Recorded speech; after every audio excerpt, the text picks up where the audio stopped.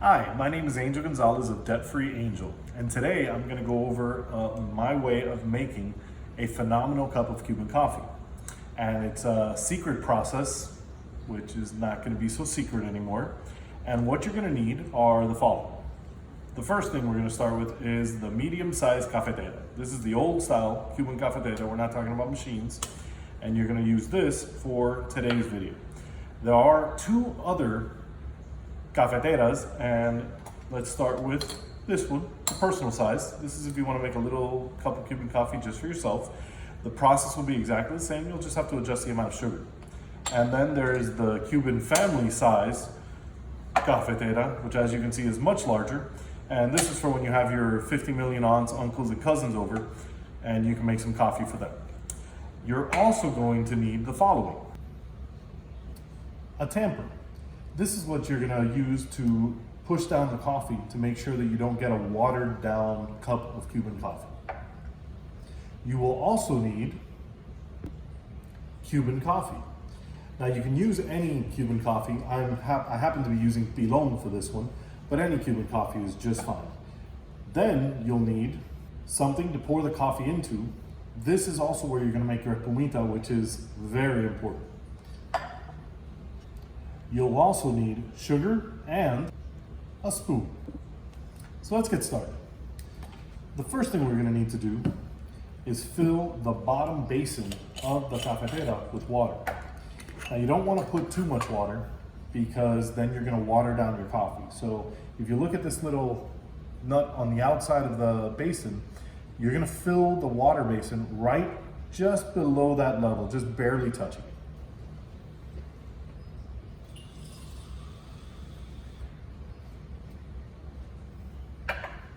Perfect.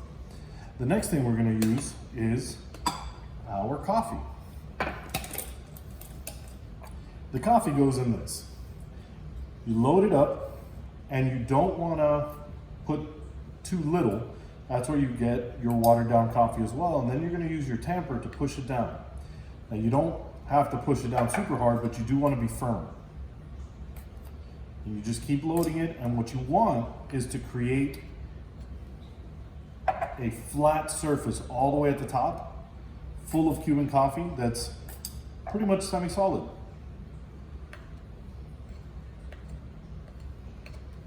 You just keep going until you have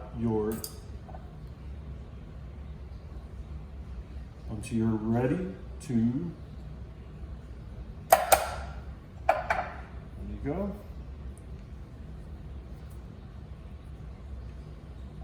Second, one last touch, and it's good to go. You'll notice it's perfectly flat, solid, nicely packed. That goes right in here. This part, obviously, goes right on there. It's got to be firmly tight. You don't have to over tighten. My mother-in-law has complained many times about not being able to unscrew it. And then we're ready to put it on the burner. So you want to set your burner on high. Now, one rookie mistake is putting the coffee right in the middle of the burner. The handle is going to get hot and you're going to burn yourself when it's done. So you want to position it so that it's fully on the burner but with the handle on the outside.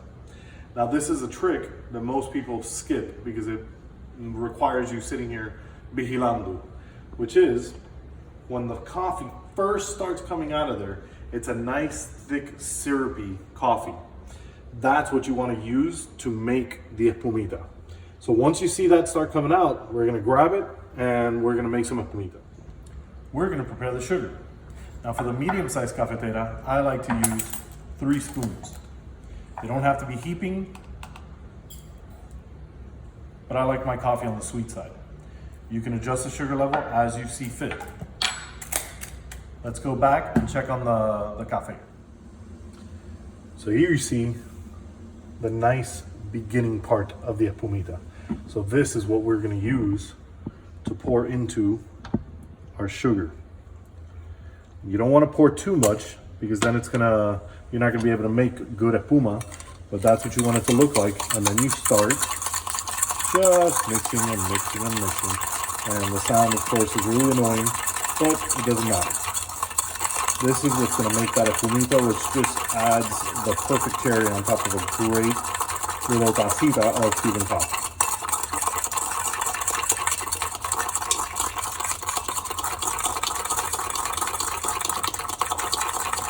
You want this to end up being a light brown.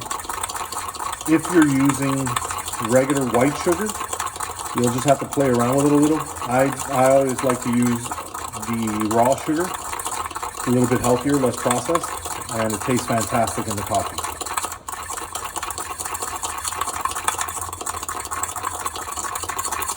Now you've got to pay attention to your coffee as well, because right now this is ready to go and you don't want to burn the coffee. So let's go ahead and take that off there. And then just keep going with your fuma.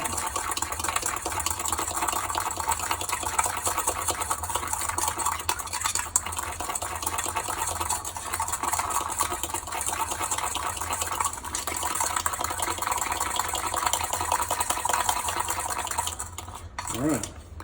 This is more or less what you want it to look like. See, nice and thick. Now we pour in our coffee. I lift the lid a little bit just so it doesn't make a big mess, which it sometimes does. Then slowly stir. So you got a foam on the top. Doesn't it look fantastic? Stir until you can no longer hear the sugar on the bottom.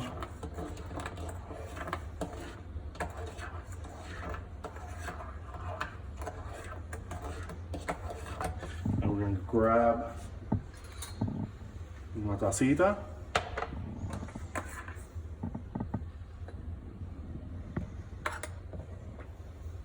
See that? That right there is a fantastic tacita of Cuban coffee. So now let's see if it tastes good. Oh, that is fantastic.